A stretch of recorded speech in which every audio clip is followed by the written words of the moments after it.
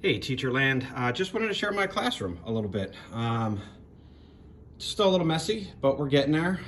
It took me a little while this year to kind of get more set up just with everything going on this year in the classroom. So my students are creating a modern civil rights comic, and based on research, annotated works cited page, the whole deal. And we're going to use these to educate other students. And I'm going to ask these kids this year, these young adults, if they want me to share out, which if they allow me to, I would love to share with you what they're doing.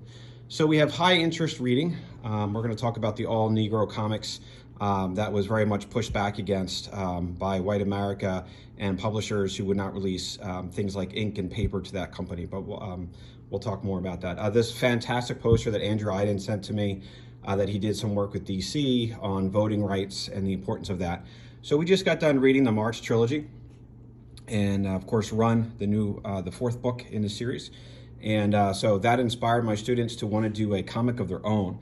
So they're working in teams, and so these resources are just kind of out here in the classroom, not just for Black History Month, which of course it is February, and I will change things up as the year goes on, women's history, LGBTQIA, so on and so forth. But these are just some of the books. I wish I had more shelf space. That's Michelangelo there in the classroom, but I try to utilize what I can in the classroom, and really the importance of classroom libraries for all students to see themselves in our classroom libraries, and of course in our school libraries and our public libraries. And I love that fact, that we can talk about a lot of different topics that are all connected to one another as we go through and read these books about real stories of real people.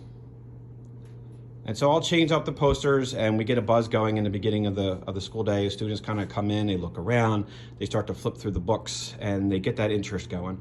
And again, it's really hard sometimes to get kids to want to read books.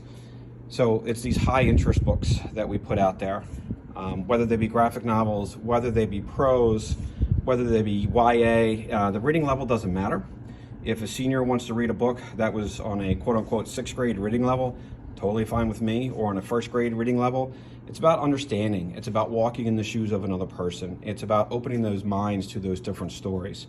Whether it be an art book from the making of Wakanda, whether it be Black Comics Returns, whatever it might be.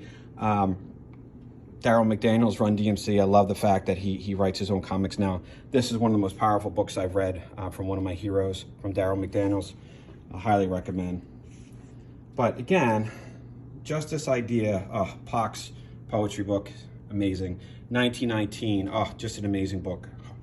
Laurie Halse Anderson's Chains, of course. And